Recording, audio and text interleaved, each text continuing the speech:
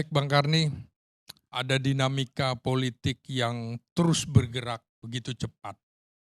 Kemarin ada pertemuan Erlangga Hartarto dengan Prabowo Subianto. Kita lihat pada tanggal 31 Agustus ada interaksi simbolik yang dilakukan oleh Erlangga memberikan hadiah kuda kepada Prabowo. Kuda ini adalah eh, satwa kegemaran Prabowo. Kalau kita lihat ini, dari interaksi simbolik, ini adalah semacam pinangan, hadiah. Hadiah dalam politik tentu tidak ada sesuatu yang gratis. Kalau kita lihat dari teori persepsi, ada dua. Persepsi positifnya adalah bahwa dengan naik kuda, kita bisa berlari cepat menuju koalisi Indonesia Maju yang lebih cepat. Maka dari persepsi negatifnya adalah kalau saya tidak dijadikan bakal calon wakil presiden, maka saya juga bakal cepat berlari seperti kuda. Nah, dari teori interaksi simbolik, dari teori persepsi yang saya pahami, semua melakukan hal yang sama. Jadi peluang Erlangga itu tentu ada dua. Kita tahu bahwa Golkar itu sudah terbiasa main 2 atau 3 kaki. Bahkan kemungkinan 4 kaki juga bisa dilakukan. Kita tahu pada tahun 2004 itu ada pasangan yang diusung oleh Golkar adalah Wiranto dengan Solahuddin Wahid, wakil presiden. Kedua, ada Susilo Bambang Yudhoyono yang berpasangan dengan Yusuf Kala, itu juga dari Golkar. Lalu ketiga, ada Gus Dur yang berpasangan dengan Marwah Daud Ibrahim. Tapi kemudian Marwah itu dari Golkar juga, 3 kaki di situ. Tapi kemudian KPU menyatakan Gus Dur tidak lolos seleksi dengan alasan kesehatan sehingga tidak bisa maju. Sehingga Golkar maju dengan 2 kaki. Kita tahu peluang ini juga sedang dicoba oleh Golkar. Ridwan Kamil pada Juni lalu bersama Sekjen Hasto Kristianto, Sekjen PDIP maksud saya, itu peresmian batu pertama monumen Plaza Insinyur Soekarno di Bandung.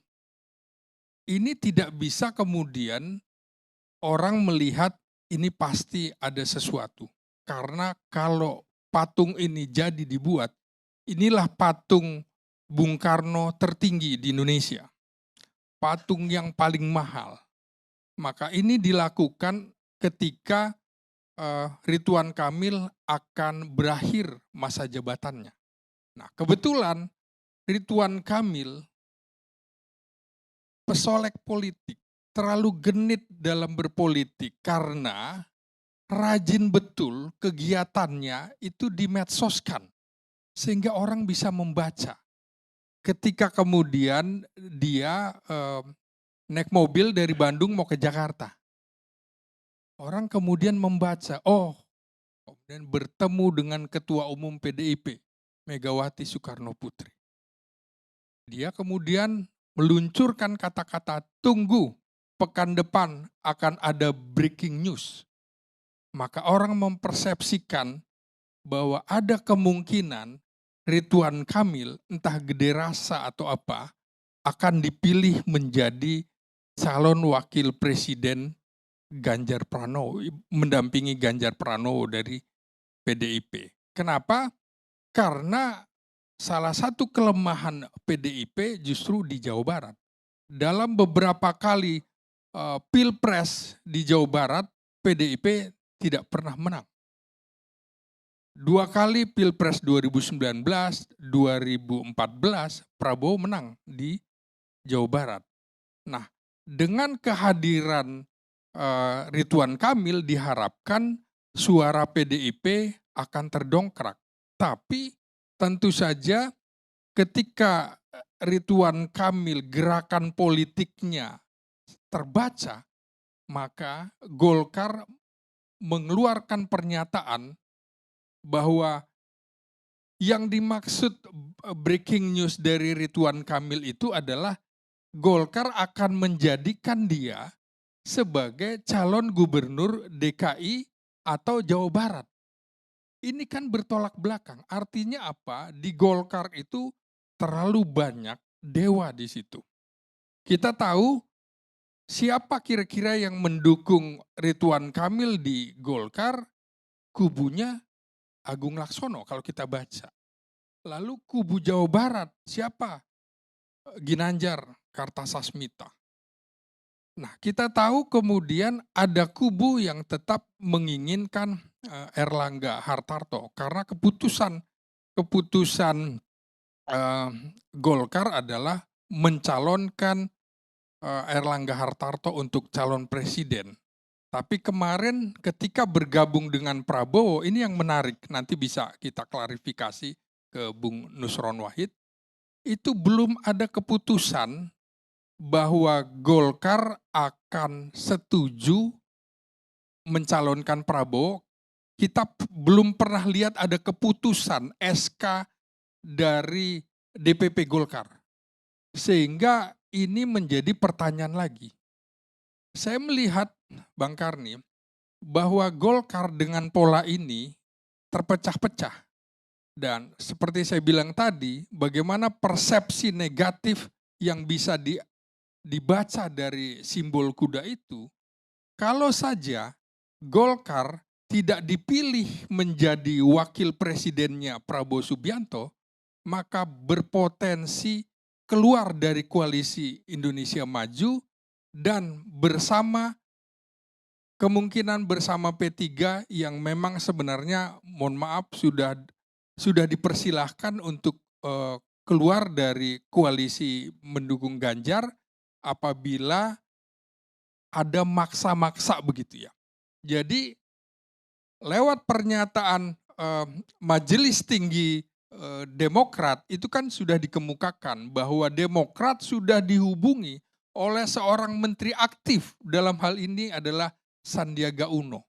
Jadi kelihatan sekali dan saya yakin ada pertemuan-pertemuan antara P3, Golkar, dan Demokrat. Dan itu cukup untuk membentuk koalisi baru.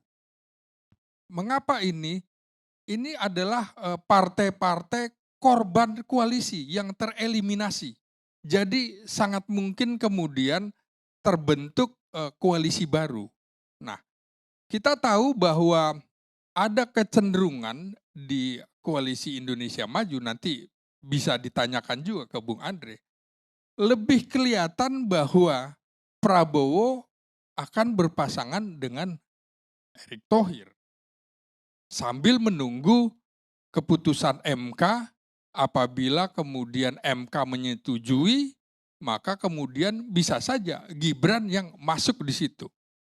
Nah, yang menarik adalah Bang Karni, pernyataan dari Ketua Mahkamah Konstitusi yang menyatakan bicara tentang kaum muda, maka diterjemahkan, dipersepsikan oleh publik, kayaknya ada tanda-tanda nih.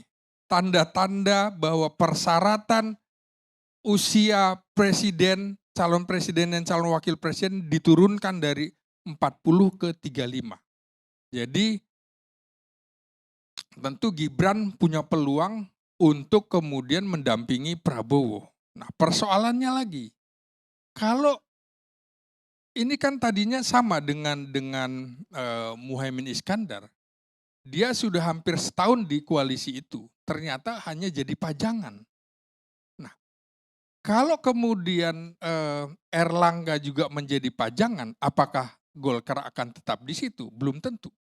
Nah, jadi saya melihat bahwa ada gerakan juga dari Erlangga. Kita tahu dulu ketika baru saja deklarasi terhadap Anies Baswedan, ada pertemuan antara Erlangga dengan Surya Paloh, Ketua Umum Partai Nasdem. Ini kita lihat bahwa ada hubungan, ada benang kuning karena Surya Paloh pernah di situ. Jadi sangat mungkin juga Erlangga akan memindahkan gerbongnya ke koalisi perubahan bukan karena dia mendukung Anies, tapi karena ada hubungan Abangda dengan Adinda antara Erlangga dengan Surya Paloh. Ini adalah hubungan politik yang kemudian sangat mungkin. Jadi Golkar sangat mungkin juga akan hengkang ke koalisi perubahan.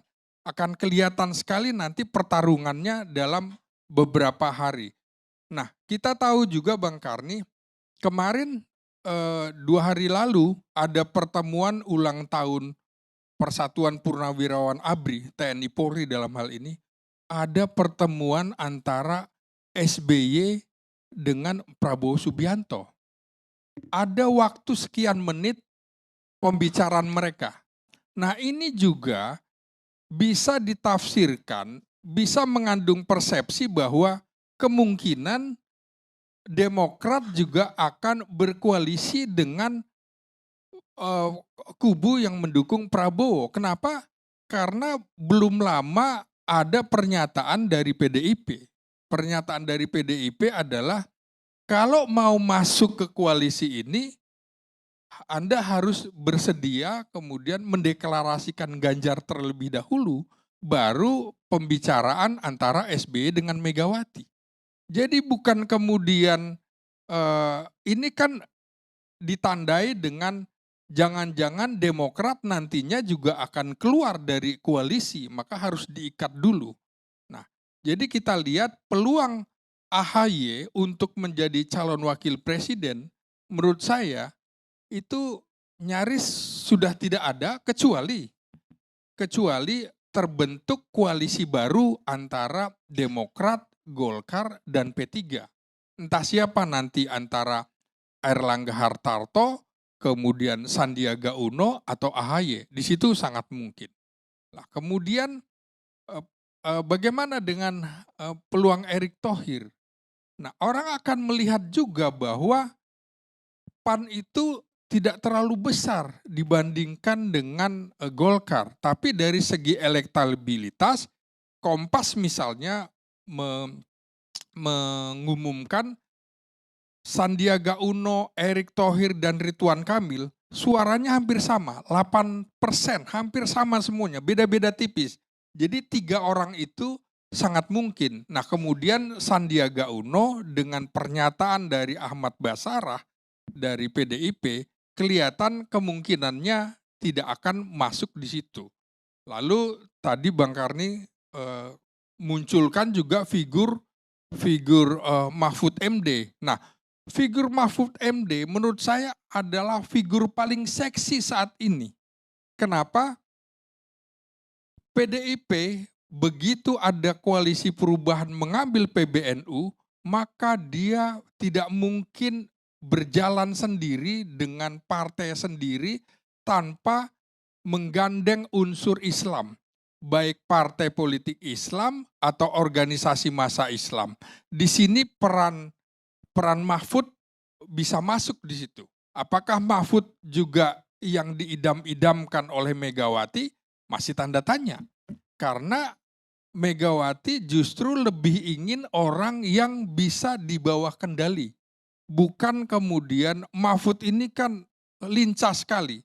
Nah kemudian ada juga yang belum termasuk di situ adalah Nasruddin Umar yang mewakili juga Nahdlatul Ulama. Sangat mungkin itu juga dipilih oleh Megawati. Karena menurut saya kebiasaan dari kemarin-kemarin PDIP sepertinya lebih ingin calon wakil presiden adalah orang yang lebih tua, yang tidak punya ambisi politik ke depan. Padahal ini dalam pertarungan politik bisa saja wakil presiden dan presiden itu bertolak belakang. Jadi PDIP juga masih bingung untuk menentukan ini. Kemudian di Golkar itu tadi di kubunya Prabowo juga masih bias. Dia tentu juga ingin mencari figur NU. Figur NU yang seperti apa kemarin sudah ada pertemuan dengan Yeni Wahid. Yeni Wahid hitungannya ternyata ketika di koalisi perubahan tidak terlalu signifikan, tapi cukup signifikan dalam pengertian untuk mengganggu koalisi perubahan. Tapi kemungkinannya tidak untuk menjadi calon wakil presiden. Mungkin di tim kampanye pemenangan. Saya kira itu yang bisa saya kemukakan. Terima kasih Bang Karni.